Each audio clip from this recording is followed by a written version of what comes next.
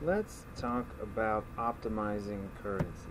So why are we going to talk about this? Well, what are you going to do to increase your currency conversion rate? If it turns out one of your experiments does not meet your full success criteria, how can you optimize your currency? What tools and strategies do we have to help you move from sort of the optimize phase into the success phase?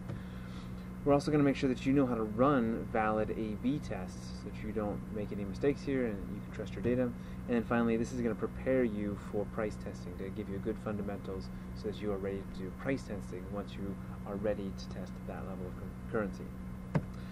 Alright, so the best tool by far for optimization of pretty much anything, but especially currency, is A/B testing, and that's going to be the focus of this chapter. So we're going to talk about how to do A/B testing the right way to make sure that you can optimize your currency. So all of the things, all of the steps, your currency steps in your currency calculator are A/B testable. So every single one of those things you can potentially use an A/B test to figure out whether or not you can optimize and increase your conversion rate for a given currency. And in fact, you can also test the entire workflow with an A/B test. What happens if you remove a currency? What happens if you change a currency that you're asking for? You can A/B test that entire workflow as well. So everything that you're doing can be used as an A/B test to determine whether or not you're choosing the optimal path to achieve your victory.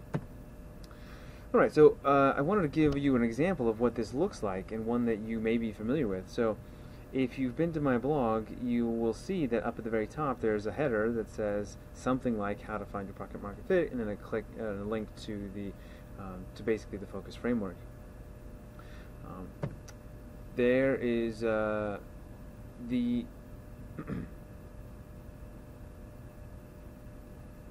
are a number of different possible things you could see up in that title bar. And in fact, there are over 35 different combinations of things that have shown up in that title bar alone.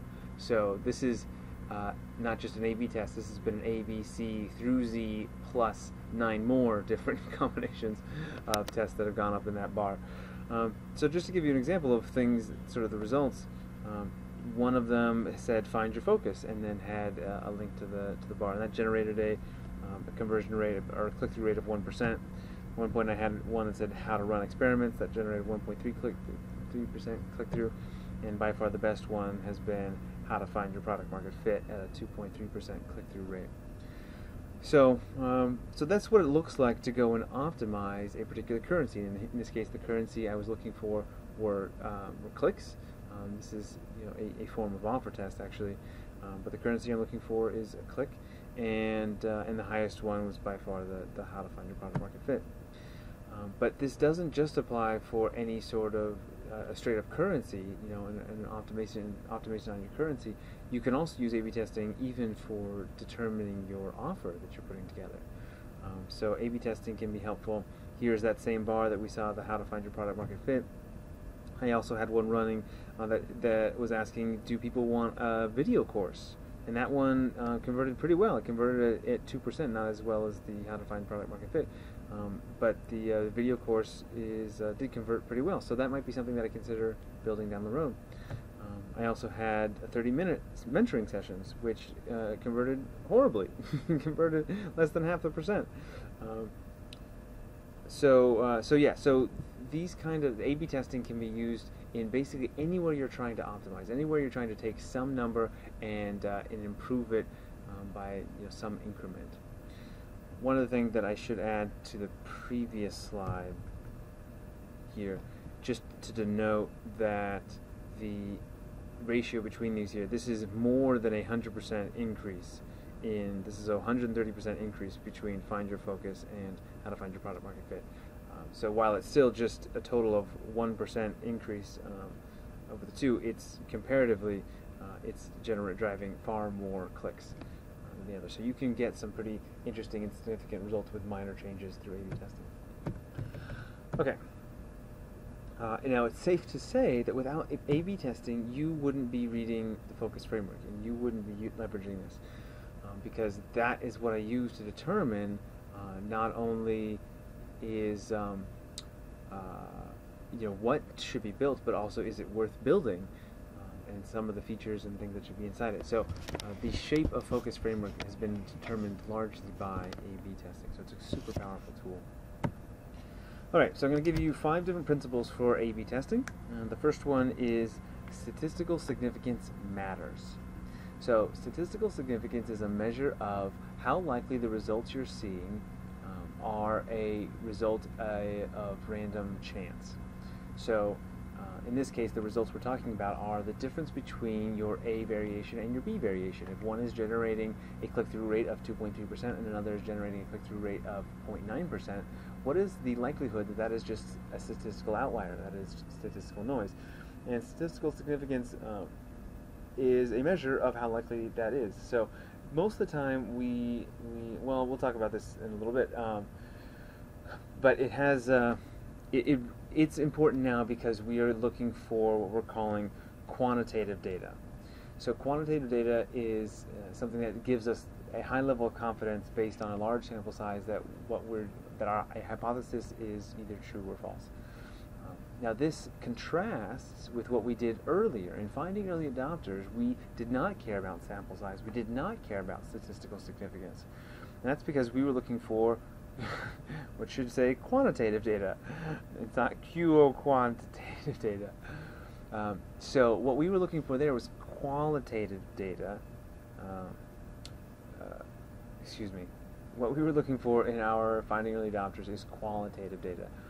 And this is more sort of in-depth reasoning and logic behind specific decisions and perspectives that our customers have. So we do it on a very small sample size, but in a very in-depth way, so that we can understand at a very low level emotional level what exactly our customers are expressing. So that's qualitative research. So it's very small number of people, but very in-depth. What we're doing here when we're talking about A/B testing, we're doing a large number of people at a very shallow depth, where we won't spend a bunch of time asking them why and analyzing their emotional drivers. We're simply measuring at a very large scale what behavior they prefer. So these are both incredible tools and they're both super useful, but it's worth calling out the difference. But as we look for quantitative data, what we're looking for generally is 95% confidence that what we're seeing is not a result of statistical noise. So you'll see that in some of the calculators, one of the calculators I show you, but also just so you generally know, we're looking for a 95% confidence level. For your early stage of validation, if you're having a hard time coming up with enough traffic to generate 95% confidence level, I sometimes use a 90% confidence level. That basically tells me 9 out of 10, it's a 90% chance that what I'm seeing is a reflection of reality and not just statistical noise. Looking for somewhere between 90% and at least 90%, if you can, 95% confidence level will sort of make sure that you're on the right path for any quantitative testing you do. Alright, A/B principle number 2. It is not just for B2C.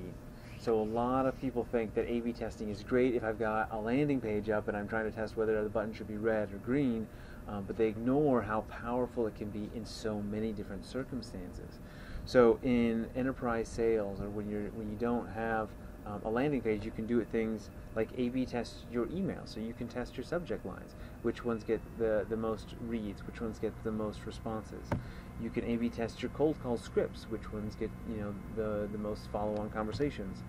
You can A/B test slide decks.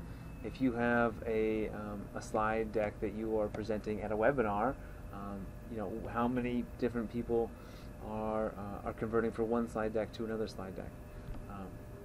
And then finally,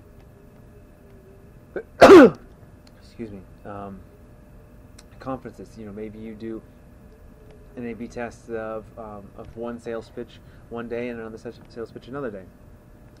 So these aren't what I would call like hardcore, entirely quantitative A/B tests. In that some of these things are affected by time, like that example I just gave out with the conference. You run one sales pitch at one day of the conference and another sales pitch at another day at a conference. Well, simply the timing of the 2 days could affect your the results that you're seeing. So it may be more likely that you get a false positive in terms of the results you're getting back.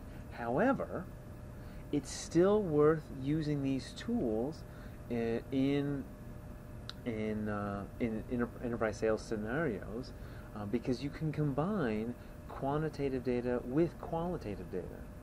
So when statistical significance isn't available, if it isn't possible, augment your data with qualitative research. So what I mean by that is use simple A/B testing in enterprise sales scenarios to give yourself a general sense of whether or not one path is converting better to another. And then once you have a sense of which one's performing better, simply ask the question why. So try and understand why the customer is responding one way to a given sales pitch or to a given cold email or a given cold script as compared to the other. So what that looks like is you're having a conversation with you're at a conference. Someone says on day 2 you get someone to convert. It feels like you're having a higher conversion rate on day 2, and then you ask the person, hey, can I ask you, what is it that's most compelling about the product that we're talking about? Like, what do you find most compelling about it? And if it turns out that what they say is something that you've changed in your script, I really find the value proposition is really unique because the ROI that we're looking for has increased. If that's different, that's something new that you added to your script, then it's very likely that your change is significant, that you've actually sort of moved the needle with your A/B test. If people are citing things that you haven't changed that are consistent between the two models, then it's likely that you're looking at the result of statistical noise. So that's all to say that just because we can't always get the volume to create statistical significance in an enterprise sales scenario doesn't mean that it's entirely useless. There's still room to experiment and run A/B tests if you augment them with qualitative data.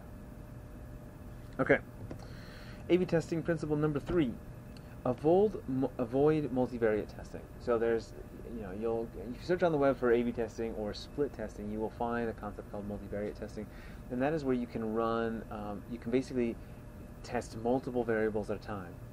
This is reserved exclusively for sites that generate a lot of traffic, because for every new variable that you introduce, you're introducing a huge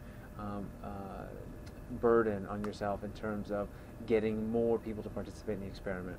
So for every variable you add, you're adding an exponential number of people who need to participate in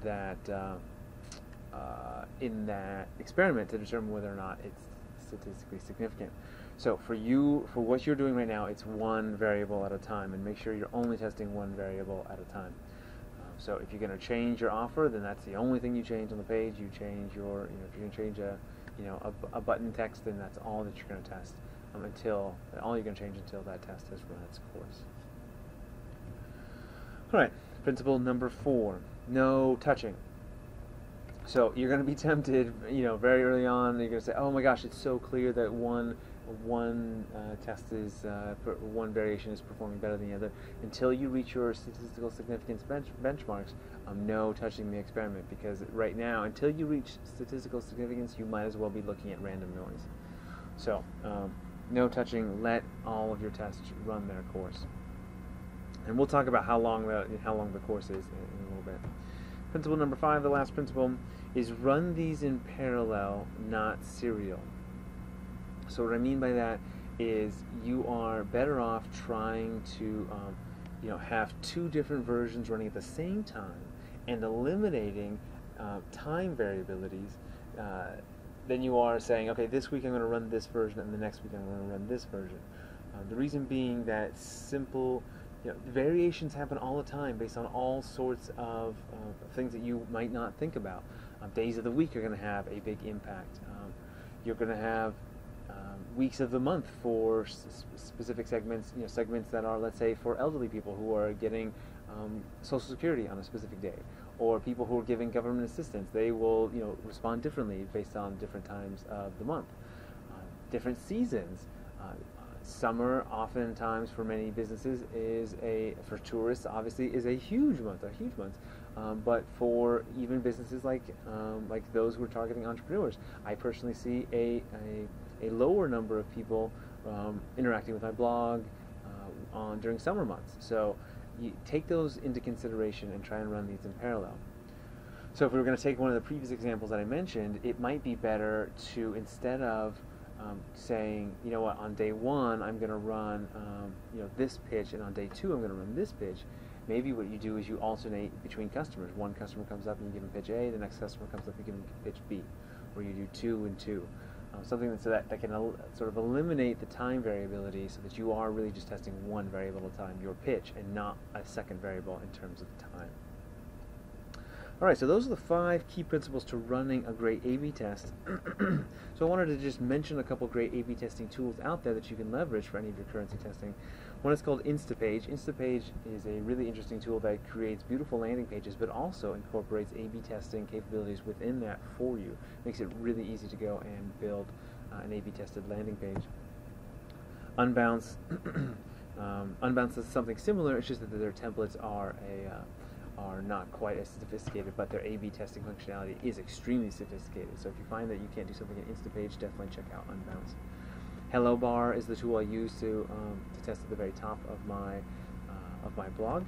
And Google Content Experiments are great for A/B testing anything, pretty much anywhere, and they're free. Optimizely is expensive, but you can do something similar and probably easier than Google.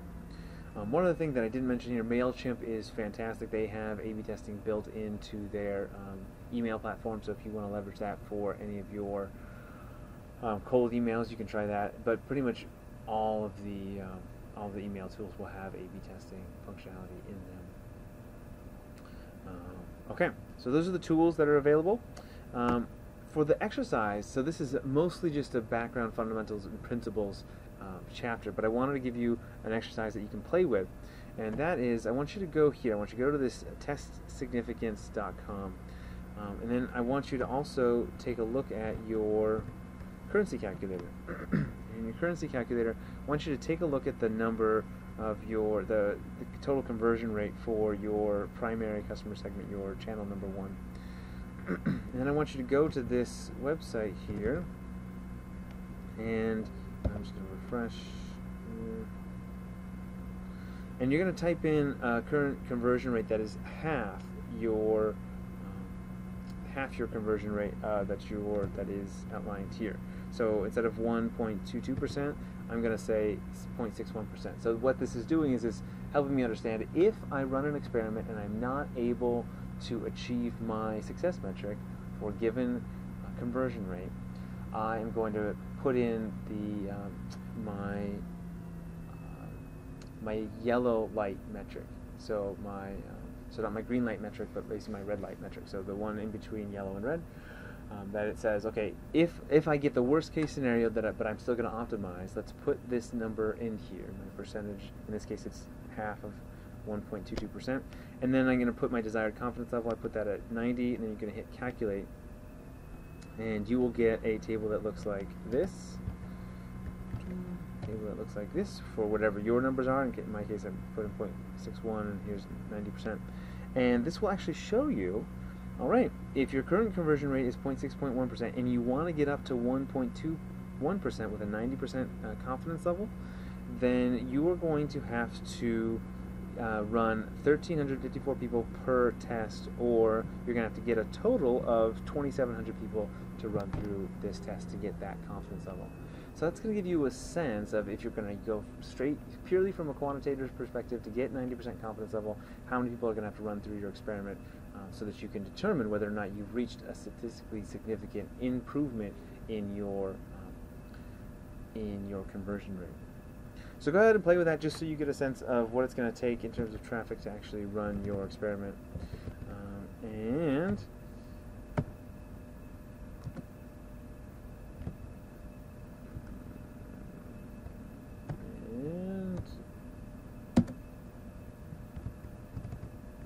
please hold.